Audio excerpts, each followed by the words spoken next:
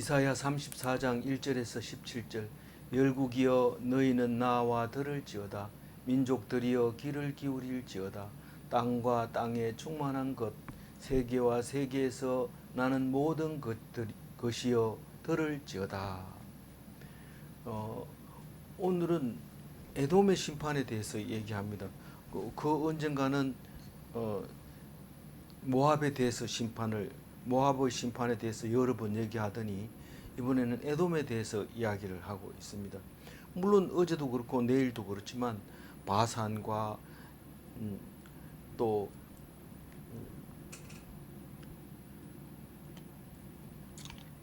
여러 군 바산과 또 뭐라고요?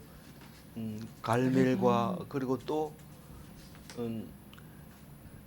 샤론과 또 레바논과 이렇게 한꺼번에 얘기를 하지만 특히 이 제일 가까운 이웃은 모압이고 그 다음이 에돔이고 그렇습니다. 실제로 촌수로 따지면 에돔이 훨씬 가깝지만 지형적으로나 이런 거 보면 모압이 가장 가까운 이웃이었던 거죠. 더 가까운 거는 블레셋이지만 블레셋은 영원한 철천지 원수기 때문에 제일 가까운 이웃 이렇게 하는 그러니까 블레셋이 원수 짓을 하는 것에 대해서는 당연한 것으로 여기지만 모압이나 암몬이 원수 대적한 것에 대해서는 굉장히 가슴 아파하고 있는 이유가 뭘까요? 지배를 받았기 때문에 이스라엘의 지배를 블레셋은 지배를 안 받지만 이 모압과 암몬은 조공도 바치고 이랬는 역사가 있습니다.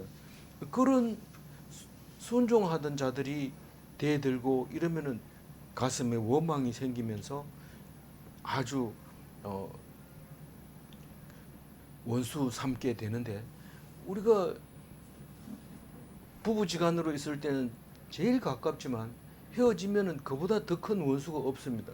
길 가다 만나도 안 됩니다. 뭐 그냥 보통 사람하고 다릅니다.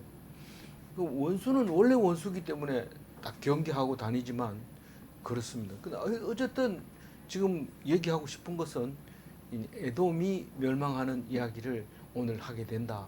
이 34장이 17절까지 있는데 그게 오늘 에돔의 심판에 대해서 이야기하고 있는 것이죠. 어제는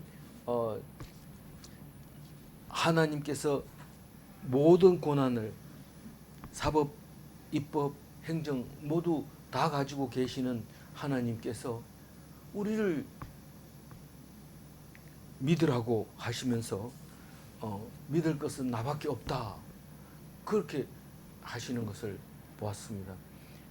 그래서 하나님 우리를 통치하고 하나님 우리를 통치하기 위한 법을 만드시고 또 잘못했을 때는 재판하고 또 구원해 주기도 하고 멸망시키기도 하고 그런 재판장이면서 우리는 하나님을 의지하지 않으면 안 된다.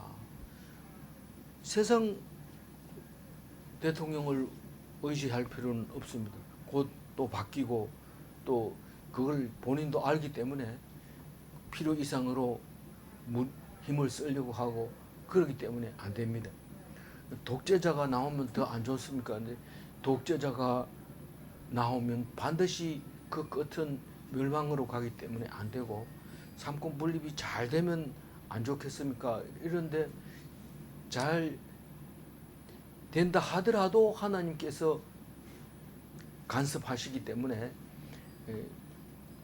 어떤 인간이 만든 그 법도 완전하지 않습니다.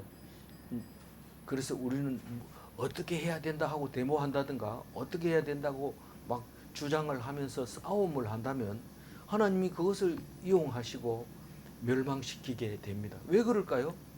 우리가 주장하면 네가 나를 의지하지 않고 세상을 의지하는구나 하는 것을 말하기 때문에 우리가 야 기도하는 게 중요하냐 여기 나와서 같이 동참해야지 잘못된 건 잘못됐다고 주장해야지 그냥 있으면 안 된다고 하잖냐 이럴 때 우리는 잘 생각해 봐야 됩니다. 그게 무슨 말인지 그 말씀을 그걸 가지고 네 스스로 목숨을 잃는다면 그건 잘한 거지만 사람들을 동원해서 세력을 부리려고 한다면 상대방이 잘못했는 것을 들고 일어나서 그걸 가지고 세력을 부리려고 한다면 그것은 하나님이 원하는 것도 아니고 하나님이 너희들에게 그런 고난을 준 적도 없다 그렇게 말하는 것을 알 수 있습니다.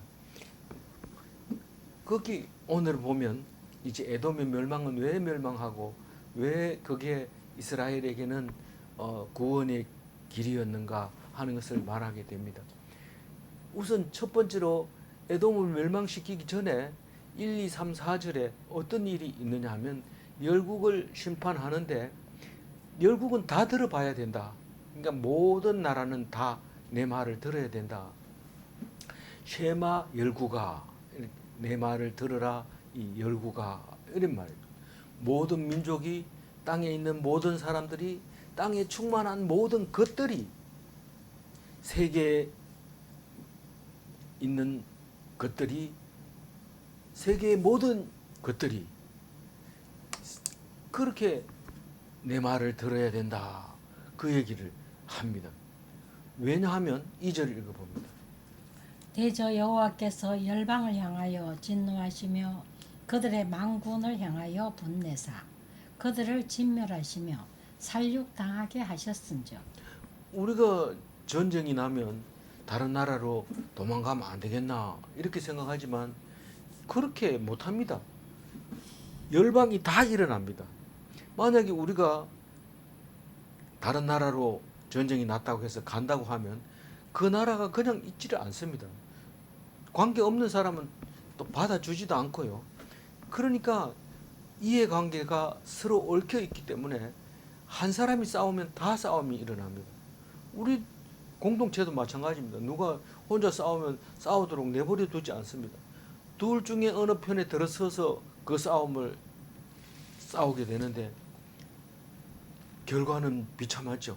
양쪽 다 엄청나게 깨지고 별로 싸울 일도 아닌데 싸우게 됐다는 것을 돌아서서 보게 되는데 오늘 하나님이 내가 그렇게 하겠다.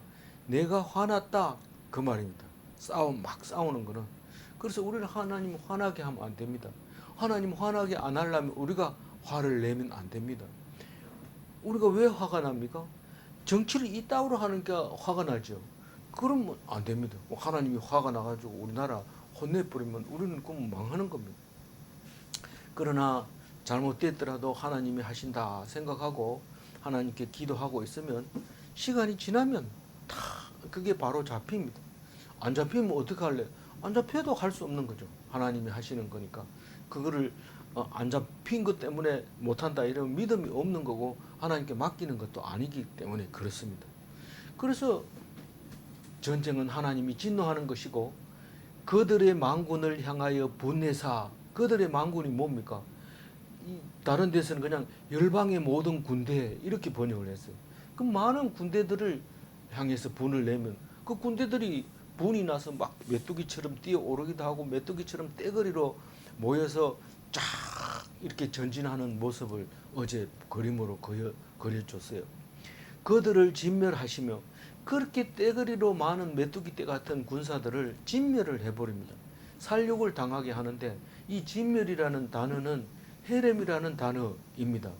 헤렘이라는 단어는 싹 진멸하고 거기 쓰던 물건까지 짐승까지 싹 태워서 하나님께 드리는 거예요. 내 거 아닙니다. 하나님 겁니다. 진멸 이러면 전부 내가 받겠다. 헤렘 그거 말입니다. 그래서 많은 열방들이 그렇게 살육을 당하는데 그게 하나님이 화가 나서 그렇다는 것을 다 알아라. 그 얘기를 하는 거죠. 3절 읽어. 그 살육당한 자는 내 던진 바 되며 그 사체의 악취가 솟아오르고 그 피에 산들이 녹을 것이며. 우리가 전쟁 끝나고 나면 전쟁범을 또 재판을 합니다.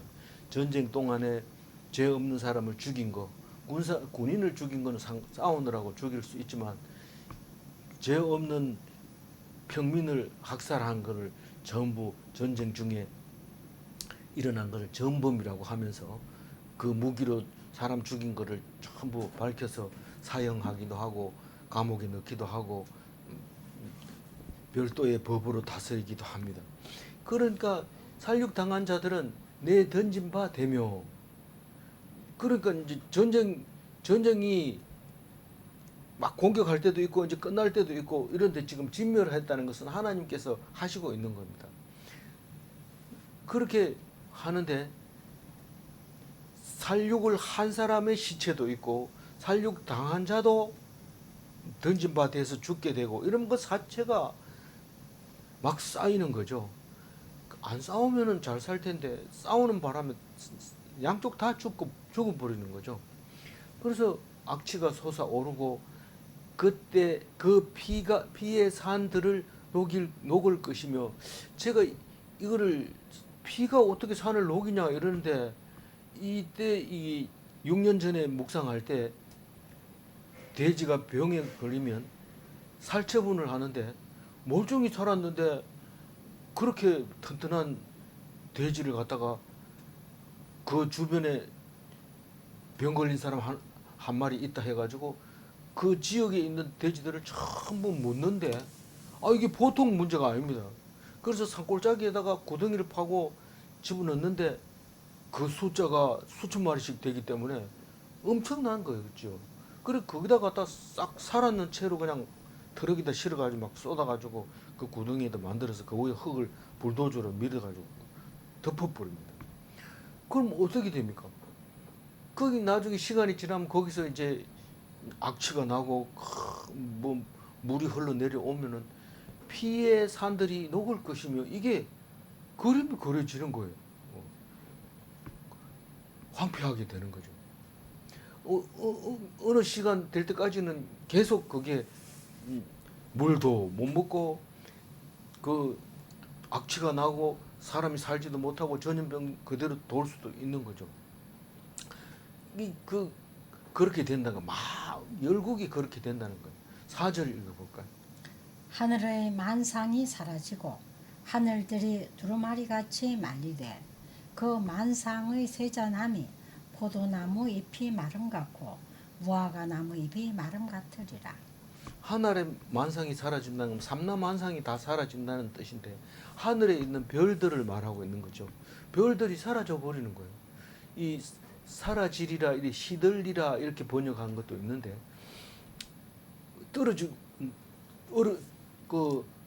없어지는 거예요. 깜빡깜빡하다가 없어져 버린 거예요. 하늘이 두루마리 같이 말리리라. 하늘이 두루마리 같이 쫙 말리면 하늘의 별들이 하나도 없어지는 거예요. 원래 하늘에 별도 있고 달도 있고 북극성도 있고 있어야 되는데 두루마리가 말리듯이 쫙 말리는데, 이거는 나중에 이사야가 한 말인데 계시록에 가면 또 한 번 나옵니다. 이게 두루마리 같이 말리는 거 기가 막힌 일이죠.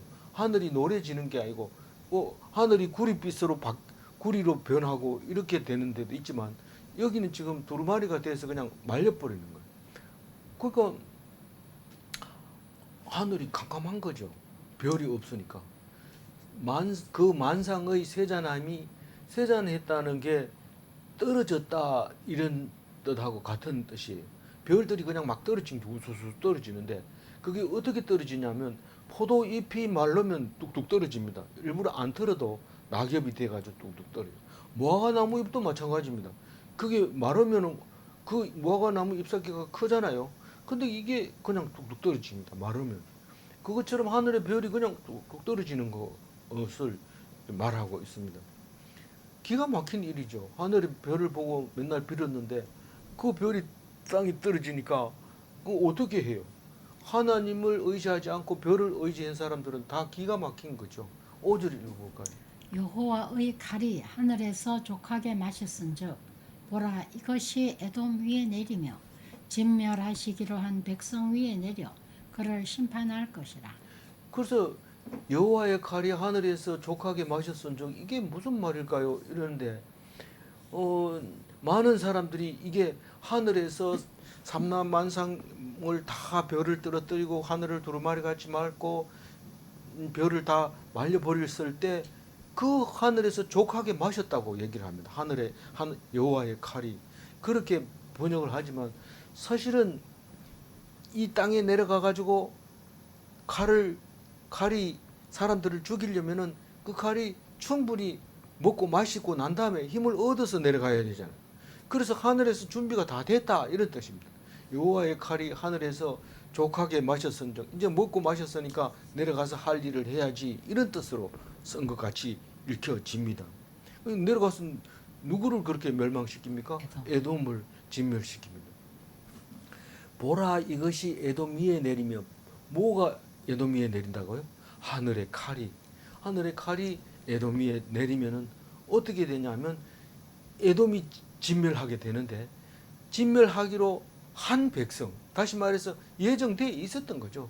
너희들이 지금 펄펄 날고 세상 사람 무서운 줄 모르고 이스라엘 백성 유다 백성을 함부로 했는데 너희들이 이제 멸망한다. 그 얘기를 지금 이사야가 하고 있는 겁니다. 이 에돔이 망하는 게 뭐 이스라엘이 유대인이 그렇게 좋아하겠어요. 그만큼 제일 가까이 있는 사람이 힘들게 했거든.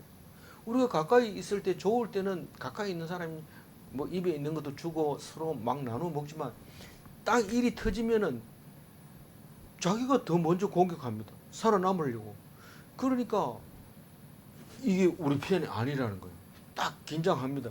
지금 일이 터지면은 제일 먼저 가까이 있는 사람부터 단속을 하게 되는 거죠. 근데 그 실패하면 죽습니다.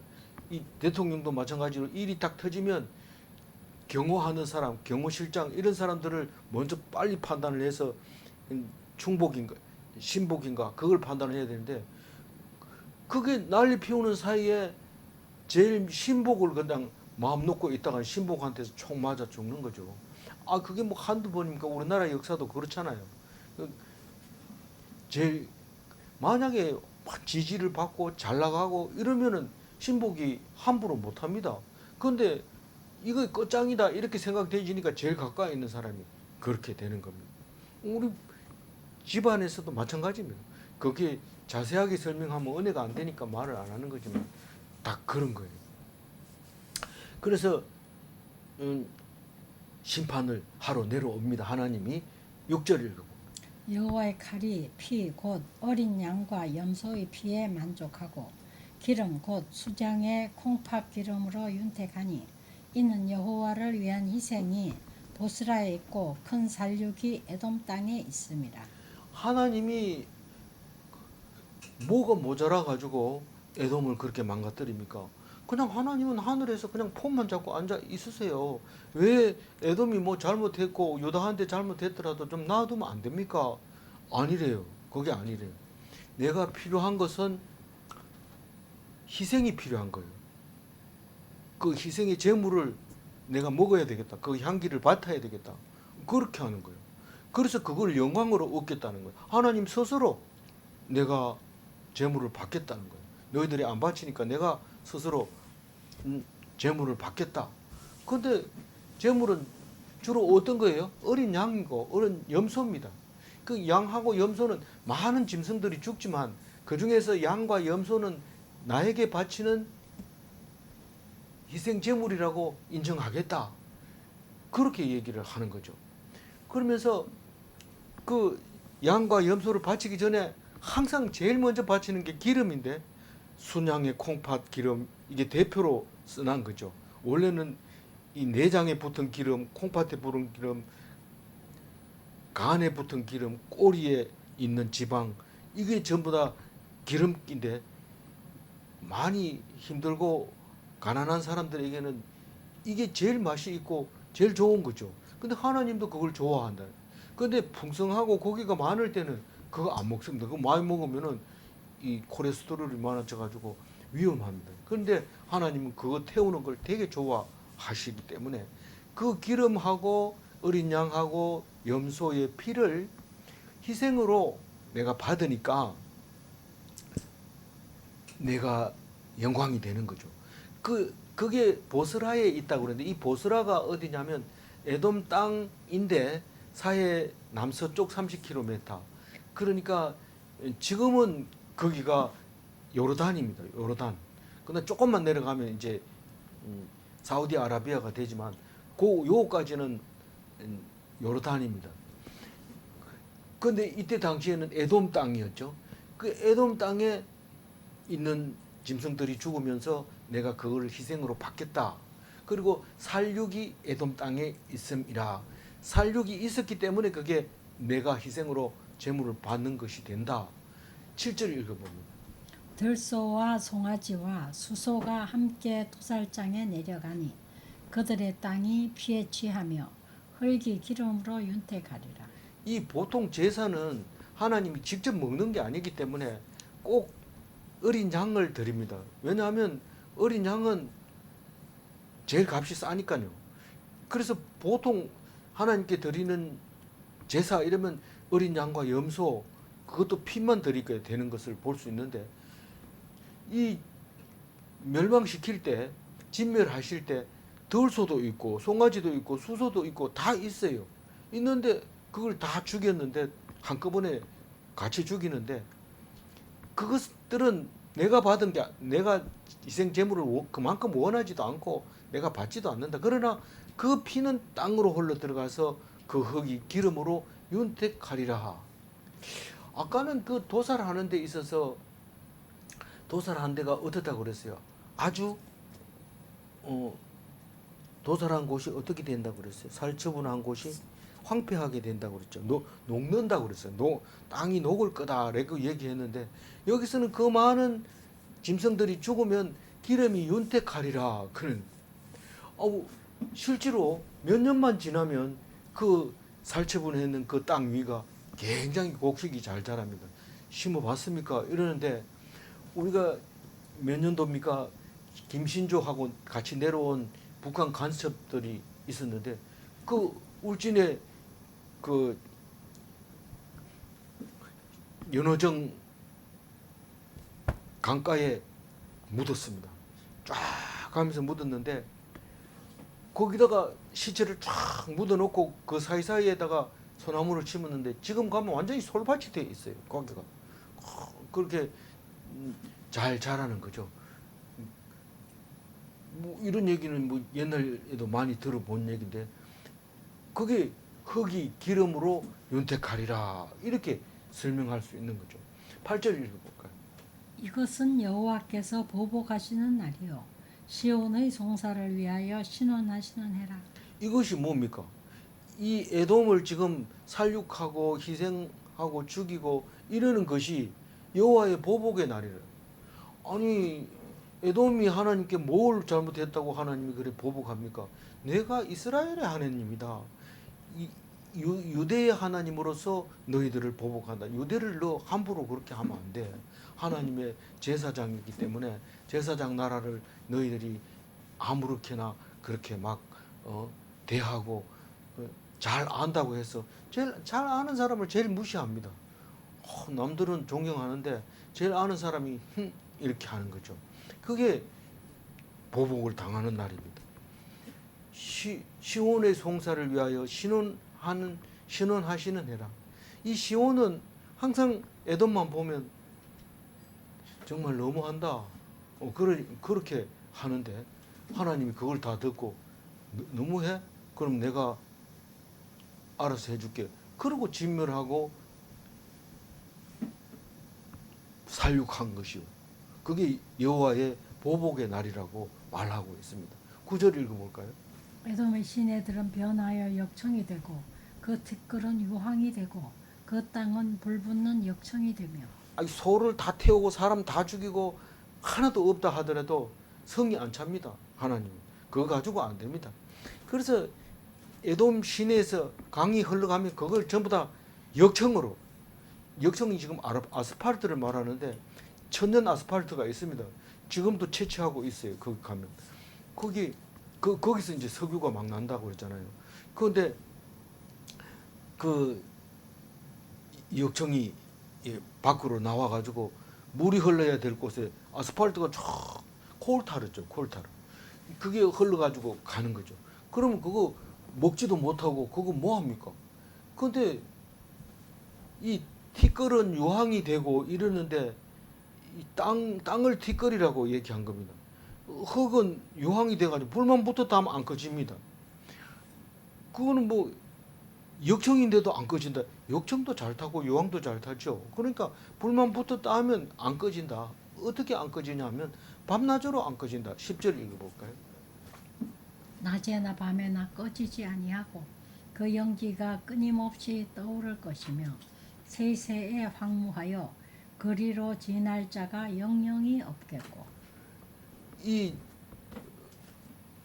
그 마두라라고 하는 인도네시아 마두라에 가보면 밤낮으로 불 타는 데가 있어요. 그 땅에서 그냥 불이 막 올라오는 거죠. 불이 버튼하면 안 꺼집니다. 왜 그러나 이래서 이 가스가 나온대요 거기서. 그래서 우리나라 박정희 대통령이 그 앞바다를 석유가 날 것 같다. 이 학자들이 계산해 지질학자들이 계산해 보니까 이 안에 매장되어 있는 석유가 많으니까 이 가스가 자꾸 나오는 겁니다. 그러니까 박정희 대통령 시절에 거기를 개발하려고 그 마두라 유전을 개발을 했는데 그게 실패됐는 것 같아요. 안 나온 것 같아요. 그러니까 아주 질이 나쁜 가스인 거죠. 그래서 그냥 가면 도깨비 불처럼 밤에도 계속 타고 낮에도 타고 이런 것을 볼 수 있습니다. 관광객을 위해서 거기다가 뭐 이렇게 옥수수 구워가지고 팔기도 하고 이제 그런 것을 볼 수 있는데 거기 불이 한번 붙어 놓으면 밤낮 꺼지지 않고 연기가 피어오르고 냄새도 나요. 매캐한 냄새 나고 이제 세세에 황무하며 세세에 황무하다는 것은 영원토록 대를 이어서 황무하며 거리로 지날 자가 영영이 없겠고 그러니까 뭐 거기 갈 일이 없어요. 뭐 우리는 서울길라고 한번 가봤지만 그것도 안 되는 거예요. 그 황무해가지고 그 거리로는 안 지나간다. 어디로? 에돔으로. 지금도 뭐 에돔에는 그렇게 잘 안 지나가지만 요즘은 그 페트라가 있어가지고 페트라 구경하러 갑니다. 그 예수님 시대 그 시대에는 큰 성읍이 있었으니까요. 장사하는 낙타들을 쉬게 하는 장사꾼들이 거기 있었으니까요. 11절 읽어봅니다.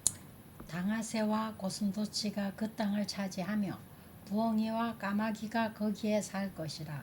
여호와께서 그 위에 혼란의 줄과 공허의 줄을 들이우실 것인즉. 실제로 그 베트라 가보면 그 사람 살 곳은 안 됩니다.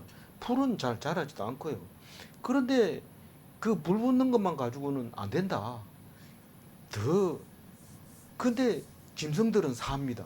사는데 꼭 어린 양이나 염소나 수송아지나 이 송아지들이 사는 게 아니고 먹지 못하는 아주 부정한 짐승들이 거기에 살게 되는데 당아새는 뭔지 모르죠. 이 당아라고 우리나라 중국말로는 당아라고 하는데 펠리컨, 가마우지, 사다새 이렇게 하는데 이 부리가 아래 부리가 이렇게 크게 늘어난 그걸 당아새라 하는데 거기 산다는 거예요.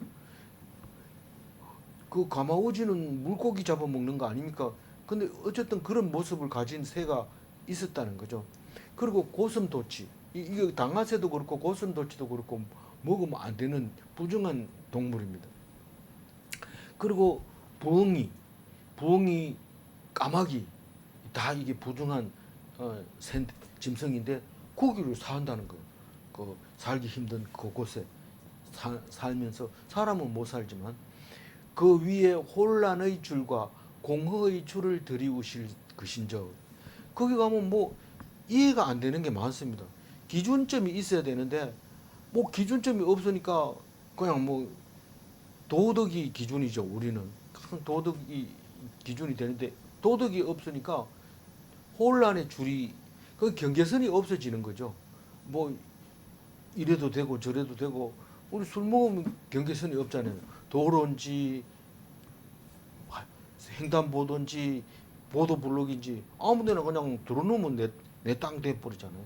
그게 혼란의 줄이 그 어디에 에돔 땅에 그러니까 짐승들은 그걸 뭐 관계하지 않아요. 뭐 줄이 없으니까 공허의 추는 이 추가 일정한 무게를 가지고 있어야 무게를 달아주는데 이 추가 가벼웠다가 무거웠다가 뭐 이게 아무 무겁지도 않는 걸 추로 달아가지고 또 달아보니까 추가 계산이 안 되는 거예요. 그리고 공허의 추, 무게가 없는 추, 이걸 말하고 있는데 하나님이 그렇게 만들어 버린 거예요. 그 위에다 이렇게 들이우니까 어떻게 될까요? 12절 읽어.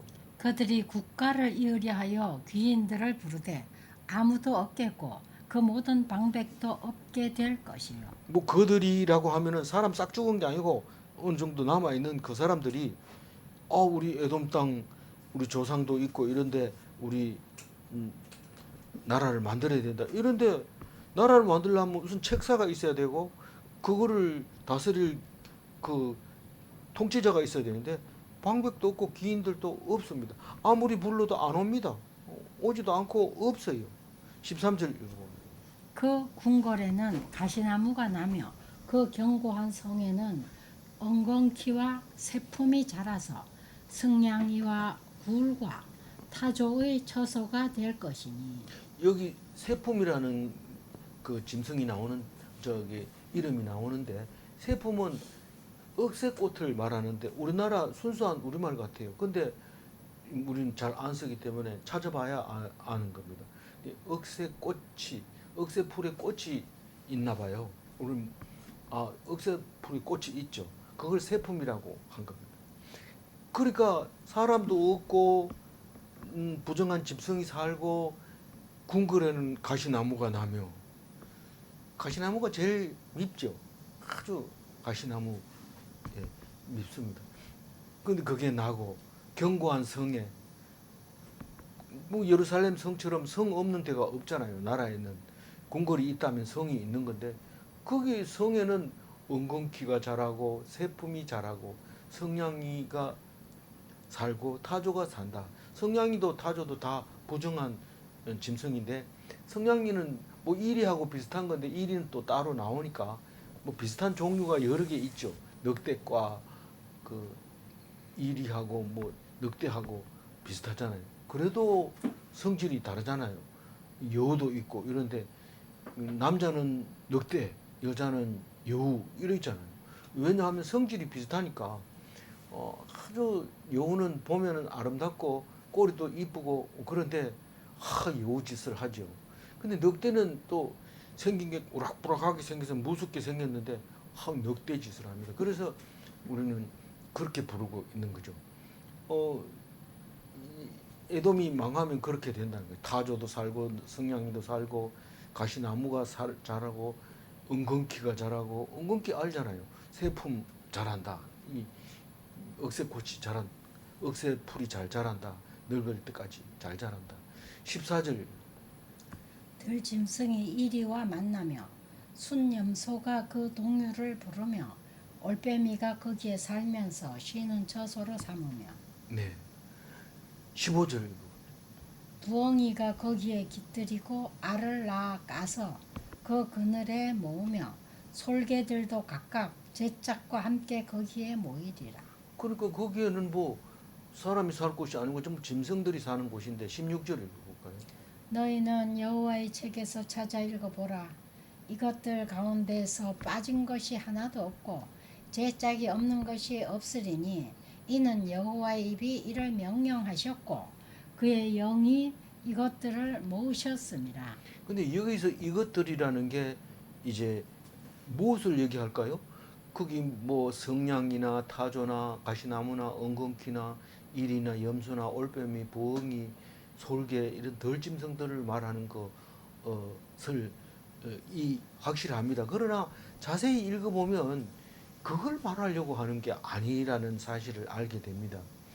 읽으라 이 말은 선포하라, 묵상하라, 하나님 말씀을 묵상해라 이런 뜻입니다. 읽어보니까 어때요? 그 가운데 빠진 것이 하나도 없고 빠진 게 뭐가 이 성냥이 타조 일이 물론 이게가 아주 얼마나 중요한 거냐 하면요. 이 중동 지방에서 옛날에 있었던 짐승 이름 찾아보자 이러면은 이게 다 나오는데 이게 없으면 지금 없어진 게 굉장히 많습니다. 중동 지방에 가서 찾아보려 하면 없는 짐승이 많습니다. 그러나 이 성경 때문에 우리는 알게 되죠. 근데 거기를 읽어보면 빠진 게 하나도 없다. 여기 있는 게 거기 살면서 이름이 안 나온 거 하나도 없다. 그 얘기하면서 제 짝이 없는 것이 없으리니, 이럴 때는 전부 짝을 찾아서 지금 거기서 모여서 알을 낳고 또 새끼를 치고 이러는 것을 볼 수 있는데, 그게 하나님이 입이 그렇게 하라고 명령을 했다는 겁니다. 그리고 그의 영이, 하나님의 영이 이것들을 모았다고 얘기를 합니다. 그런데 이게 왜 그것들을 위해서 말한 게 아니라고요? 아니, 그 짐승들을 위해서 우리가 여호와의 책을 읽어보라고 얘기하는 거 아니잖아요. 그럼 뭔 뜻인데, 이 성경 말씀은 빠진 게 하나도 없다는 얘기는 완전한 말씀을 얘기하고 있는 겁니다. 완전하다. 짝이 없는 게 없다. 이렇게 얘기할 때 우리는 성경이 뭔 짝이 있습니까? 이런데 병행구절이 있습니다. 지금 내일부터 묵상하는 거, 이제 모레부터 묵상하는 거, 이런 거는 열왕기상 역대기에 다 나와 있는 그 말씀이거든요. 그래서 병행구절이 있고 또 어디서 인용한 게 있고 그냥 혼자서 딱 얘기한 거 없습니다. 항상 이 선지자가 얘기하면 저 선지자도 얘기했던 거고, 또 신약에서 얘기하는 건 다 구약에 있었던 거고, 그리고 이 성경 말씀만 얘기하는 게 아니라 다른 데서도 그것을 증명하고, 그게 그리고 또 수음이 쌍관이 해서 제일 가까이 같은 문장 안에서도 앞에 문장과 뒤에 제일 마지막 문장이 같은 것을 짝으로 볼 수 있는 거죠. 이렇게 짝을 맞춰 놓은 하나님 말씀을 읽으라, 그 말이죠. 뭐 순염소 있고 암염소 있고 이거를 읽으라는 게 아니고, 어쨌거나 지금 다른 것을 가지고 와서 하나님 말씀이 확실하다는 것을 말하고 있는 겁니다. 그게 성경이 뭐라고요? 하나님의 말씀이고 하나님의 명령이다. 성령으로 모으신 말씀이다. 성령으로 모았기 때문에 이게 성경책이 되는 거죠. 그의 영으로 이것들을 모으셨습니다. 이 성경이 전체 쓴 사람의 수가 몇 명이라 될까요?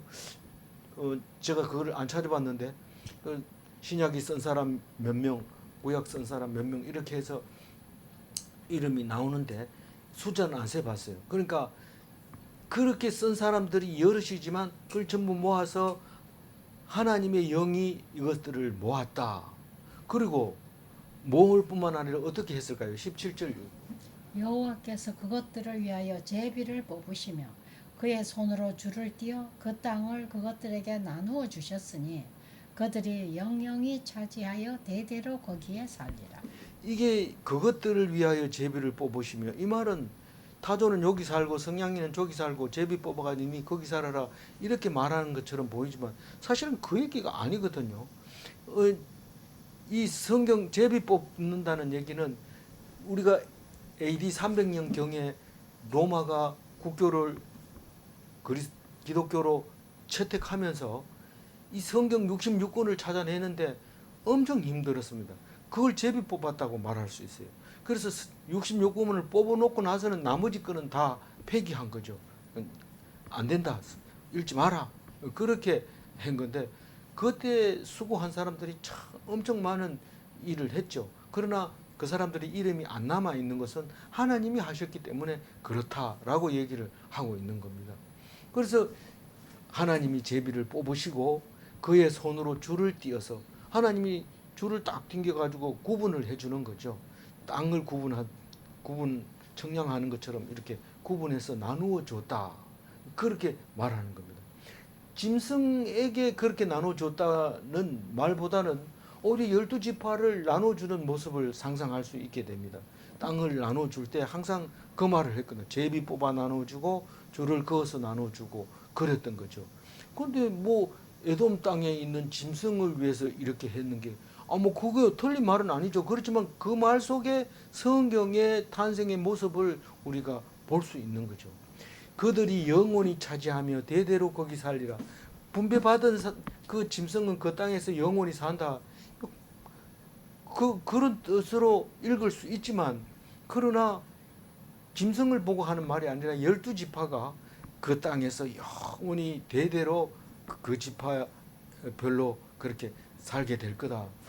그게 지금 안 살잖아요. 이렇게 말할지 모르지만 우리는 지금도 여전히 유다 지파의 땅 이렇게 치면 유다 지파의 땅이 나오고 단 지파의 땅 치면 단 지파의 땅이 지도로 나오고 영원히 남아 있습니다. 실제로 가서 그 자리에 가가지고 물어보면 거의 안 살지만 가끔 가다 보면 우리는 이 땅을 고수하고 있습니다. 우리는 단지파라서 그렇습니다. 이렇게 말하는 사람이 다큐멘터리 보면 나옵니다. 그러니까 영원히 그 자리를 차지하게 되는 것은 말씀 때문에 그 자리를 차지하고 있는 거지. 말씀이 없다면 자기들이 땅인지 어떻게 알아요? 그래서 어쨌든 하나님은 영원히 차지하도록 되어져 있는 겁니다. 그러나 16, 17절은 빨리 읽으면 그 타조들을 또 성냥이들을 이리들을 제자리에 탁 앉혀놓고 영원히 살게 했다. 그런 뜻으로 읽어질 수 있습니다. 물론 상황이 바뀌어서 이대로 그 짐승들이 또 살게 될지 모릅니다. 그러나 성경 말씀은 그렇게 하지만 실제로 우리가 읽혀지고 들려지는 것은 성경과 이스라엘 백성의 모습을 볼 수 있는 것이죠. 8절 읽고 마무리할게요. 이것은 여호와께서 보복하시는 날이요 시온의 송사를 위하여 신원하시는 해라. 원수는 하나님이 갚아주십니다. 하나님의 보복이 원수 갚는 겁니다. 하나님은 시온의 송사를 듣고 계시는가? 하나님은 신원하여 주시는가? 기도하겠습니다. 하나님, 제일 가까운 에돔 땅, 그 땅을 진멸하면서 원수를 이기게 해주시고 원수 갚는 것은 나에게 있다. 내가 원수 갚아주겠다. 하나님이 보복하시는 날로 선포하시고 그 땅에 황폐하게 해주시고 영원히 짐승들이 살게 해주셔서 우리를 힘들게 했던 것들을 다 보복하게 해주셔서 감사합니다. 그들을 이김으로 우리가 승리했고 그들을 이김으로 우리가 구원받은 것으로 믿게 하여 주시고 오직 하나님만 의지하게 하여 주옵소서. 우리 생각대로 살지 말게 하시고 하나님만 의지하게 하여 주옵소서. 감사드리옵고 우리 주 예수 그리스도 이름으로 기도 올리옵나이다. 아멘.